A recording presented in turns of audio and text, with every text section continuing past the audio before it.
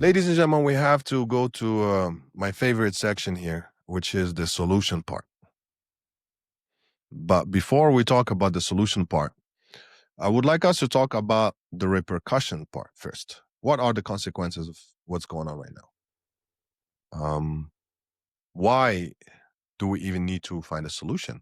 Because normally when there is a strong partner than a weak partner, usually the strong one will be like, why should I give up anything? Why should I even concede anything? I'm strong. On the ground, Israel want to do everything. They do everything they want. Yes, we got the recognition from many countries for the state of Palestine. Congratulations, by the way. Well, on the ground, that didn't change much. That actually didn't change anything at all, if it didn't make it worse. On the ground. But I think it was a positive move to recognize the state of Palestine finally, because they deserve it. They've been going through a lot. And when we talk about the solutions part, we will go even more in details. But again, let's talk about the repercussions. The repercussions of what's going on to the Palestinian people are very clear. Why? Because they've just been displaced many times, over 10 times. Imagine a family being displaced. Take your stuff, move. Take your stuff, move. They don't even have any more things than what they can carry. That's all. And ladies and gentlemen, we're talking about 2.5 million. Hamas are like what, 20,000, 40,000, 50, 60,000? That's nothing out of the 2.5 million. And many have nothing to do with politics. Many are even against Hamas. And why are we displacing these people? Somebody who just want to eat ice cream and take their children to school peacefully. Why they have to go through this famine? Mr. Netanyahu is telling us, well, guess what? Hamas is taking everything, and even the UN said that. They said that 85% of the aid is going to Hamas. Well, let's assume that is true, okay? So we starve the rest? Is that the solution? So we're going to just stop the food so Hamas can starve. We have to starve another 2.5 million with them. For that 40,000 fighter to starve them, we're going to starve 2.5. That doesn't make sense. Ladies and gentlemen, let me ask you, IDF, are you scared to fight Hamas when they're hungry? I mean, when they're full? I'm sorry. Are you scared to fight Hamas if they have a full belly? Because I have a suggestion. Why don't we flood that area with food? Hamas is using it, you said, to sell it in the black market, very high expense. That way they can buy more weapons to shoot you, right? Well, don't give them that excuse anymore. Don't make food a high, expensive item. Flood the market, flood that area with food. Hamas will have nothing to sell because everybody has food already. And guess what? All what's gonna happen is, yes, Hamas is gonna have a lot of food. So what? If they have a full bellies? No, you can get any terrorist who did that to you. You can get it in a full belly or empty belly. You can get him. And this is where I tell you, Mr. Netanyahu, please stop starving the people. Give them some food. If that was your family in there, you wouldn't have been doing this. But just because these are Palestinians, so what? We don't value the same life in one area and another. We don't give the same value to people. If your family was there, would you accept if they're gonna be collateral damage? And you're gonna tell me, well, many of us here, they have their own kids, they're fighting the war right now. That shows me how heartless you are. Seriously. Well, you sending your own people to die. For what? For extra piece of land, for whatever. Judaism didn't tell you to kill people. The real Judaism tell you to be nice to people. It told you actually to treat people nice. I don't understand where you guys are coming with this. You want to teach the Hamas what's the real meaning of savagery. Okay. You taught them actually that mercy doesn't exist. Ladies and gentlemen, I know what Hamas did it's not something easy. And I know it is not an excuse. But I want you to know that Hamas does not want the two states. That's not what Hamas wants. Hamas wants to fight forever. We have Hamas, we have the radical right of Israel. They both want to fight forever. It's not in their benefit that the war stops. Hamas went from the river to the sea, and guess what? So do those right radicals from the river to the sea. So basically, the consequences that happen to the Palestinians are very clear. They've been displaced many times. They've been butchered. They've been killed. As we can see, they've been circled. They can go anywhere. And that's where they are right now. And all our prayers go to them. And I hope this can stop immediately. I hope everybody who's listening to me from Hamas or from the IDF understand that this is not the way we solve our issues. We're way better than that. Why can't we just talk it out? Why can't we just be fair to each other? Treating the Palestinians unequal is going to bring you insecurity forever. You will not get security until you treat them equally because they are simply human beings. That's it. Human beings live with dignity. It's an instinctual thing. There's no human beings who's born a coward. No. Everybody want to live free. A lot of people would rather die free than live as a coward. Many. As a matter of fact, the majority. That's what the Arab hood says. That's what the Muslim religion says. But the Muslim religion did not say to kill the innocent. The Muslim religion did not say to take children and women and elder hostages or even anybody like that way. Ladies and gentlemen, I was born a Muslim. My parents, may they rest in peace, they taught me the real Islam, the moderate Islam, the Islam that teaches you to love everyone, no exception. Love everyone, no exception. No matter what their religion they have, no matter even if they don't have religion, no matter even if they're atheist, no matter what. We have to love people. In the Quran, it says, Lakum dinukum waliya din. That means you have your religion and I have mine. That's the bottom line. After all, if you don't agree with somebody, this is what you say. You say you have your religion, I have mine. That's it. We don't hurt each other for any reason. No. The word Islam is derived from the word peace. So anything that does not include peace has nothing to do with Islam. Ladies and gentlemen, when the Prophet Muhammad, may God bless him and peace be upon him, when the Prophet Muhammad was entering the city of Mecca, he gave strict, clear instructions how to lead the war. He said, don't cut any trees, any plants when you go in there. Don't hurt any child. Don't hurt any woman. Don't hurt the elder. Don't hurt anybody who goes into their home. Let me say it one more time. Do not hurt anybody who goes inside their home. Do not hurt anybody who goes inside a house of worship. House of worship. He doesn't define what kind of worship. Anybody who goes inside their home, anybody who goes inside a house of worship. Then he mentioned anybody who goes inside the mosque. So where are we from these instructions, Hamas? So do not tell me that this is from the Muslim instructions.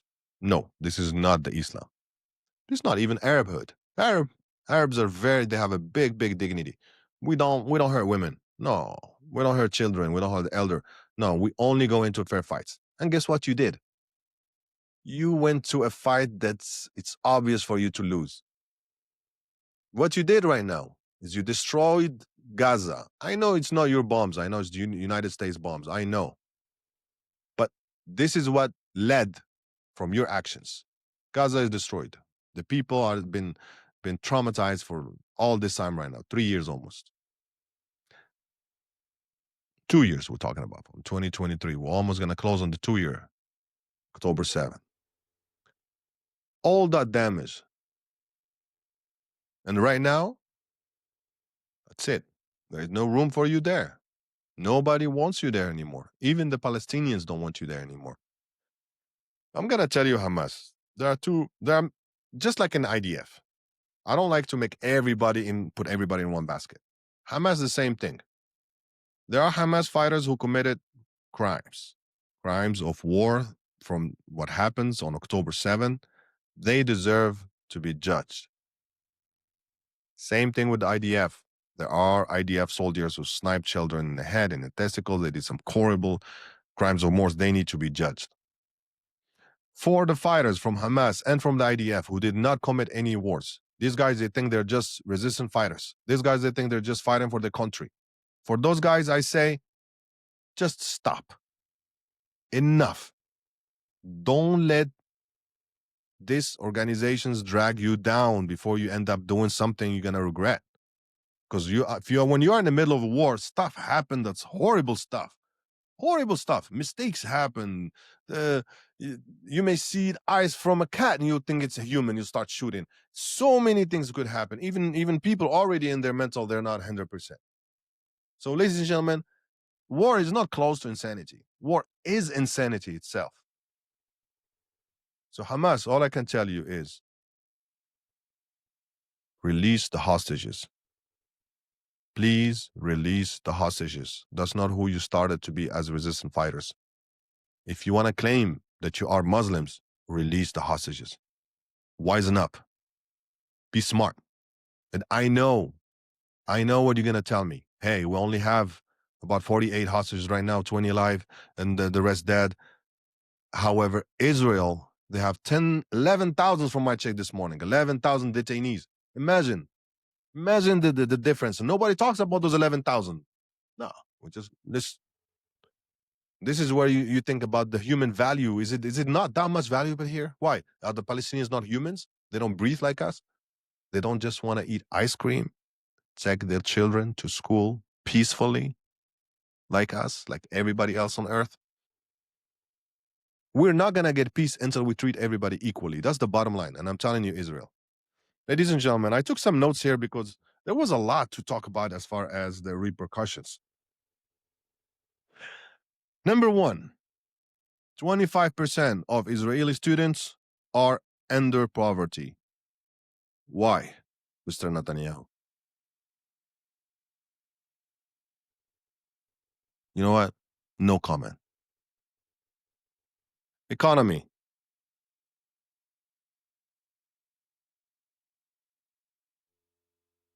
No comment. Reputation, but I want to leave that to the end because that's the most important part. What you did to your people. Unbelievable. Now, due to your actions, which is, I think, a positive thing, because what did you bring to this country, Mr. Netanyahu?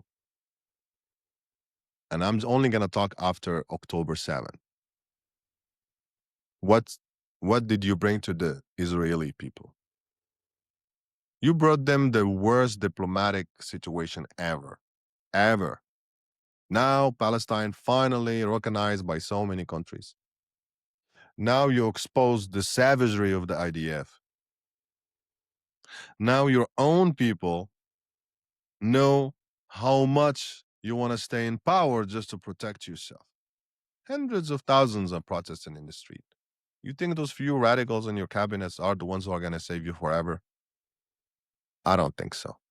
You may have the power now, but it's not going to last forever.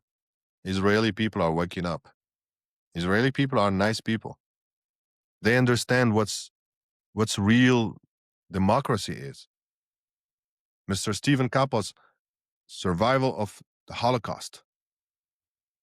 He's describing what you're doing as genocidal, as putting concentration camps together. That's your plan. This is your own people. Israeli TV is saying that 25% of students are under poverty. Why, Mr. Netanyahu? Why is your people suffering? You're not under poverty. I'm sure about that. Suicide. PTSD.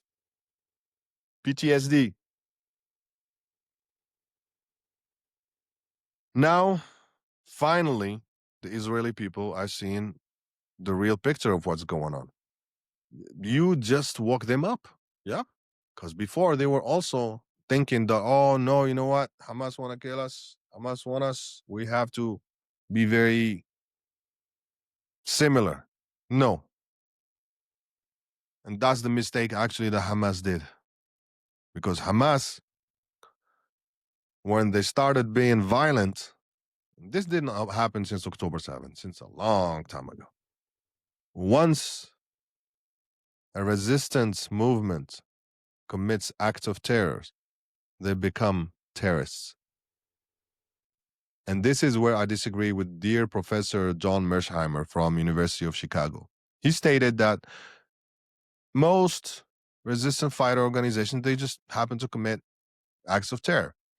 Yes, I agree with you, doctor. But we want to go ahead and add a little sentence to it there, which is if you do commit acts of terror, now you become a terrorist. So that's it. You're no longer a resistant fighter. And that's what Hamas did.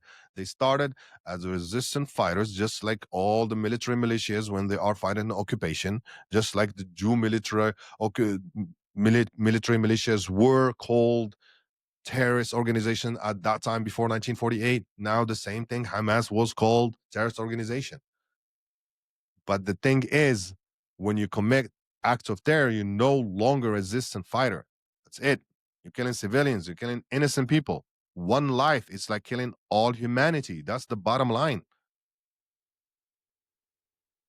So, ladies and gentlemen, the repercussions of what's going on are for both Israel and Palestine. And this is what I want to clarify is when we have a fight between two entities, usually the strong entity wins, most likely almost 100%. That's logic. But when that strong entity wins, it also gets hurt somehow because this will bite. Yeah, it's not going to kill you, but it will bite.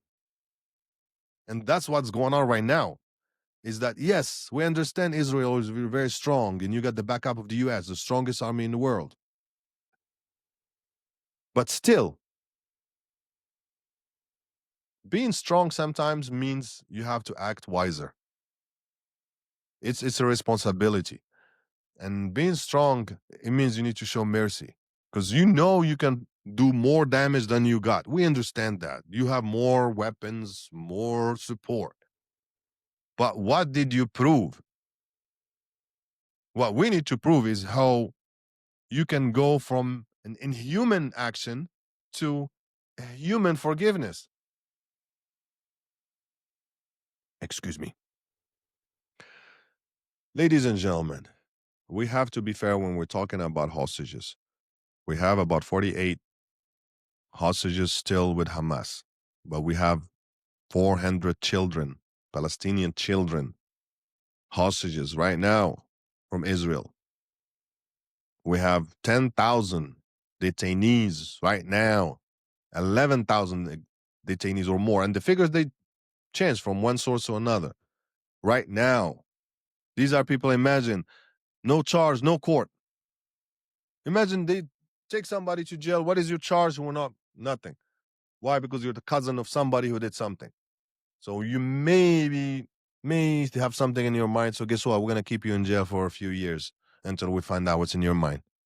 Is this really a democratic country? Is that how it goes?